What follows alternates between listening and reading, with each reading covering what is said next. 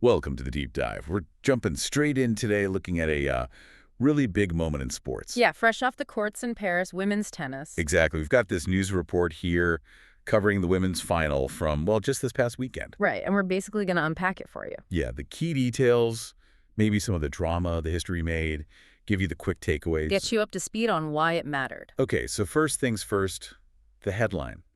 Coco Gauff won the French Open. Yes, and, the context here is really important. It's her first French Open title ever. Which is a huge deal. And not her first major overall, right? No, that's key. It's her second major. Remember the U.S. Open last year? Oh, yeah. Against Sabalenka, wasn't it? The very same opponent. So 2 major finals against Sabalenka, 2 wins for Gauff. Wow. And this French Open win, it means something specific for American tennis, too. It really does. She's the first American woman to win it since Serena Williams. So that was 2015. 2015, yeah. So almost a decade. It feels like quite a gap. That really puts it into perspective.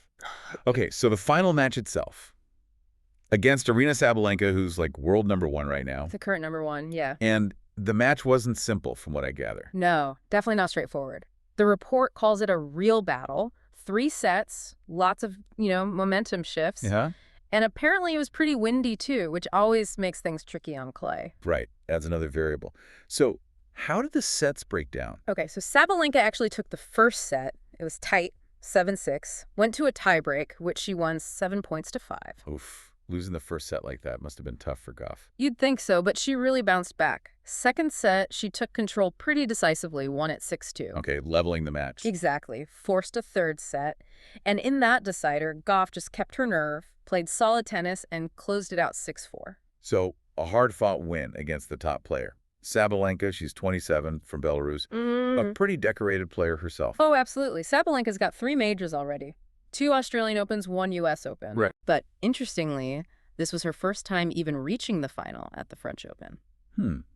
That is interesting.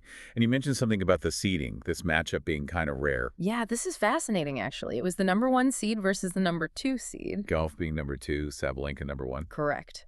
And that hasn't happened in the women's final in Paris since 2013. 2013, who was that? That was another huge one, Serena Williams against Maria Sharapova. Wow. And get this, over the last 30 years, this is only the second time the top 2 women's seeds have faced off in the French Open final. Only the second time in 30 years. That really highlights how special this particular final was. Definitely adds to the occasion, And their personal history, their head-to-head, that added some spice too, right? Oh, yeah. Going into this match, they were dead even. 10 matches played, 5 wins each. 5-5.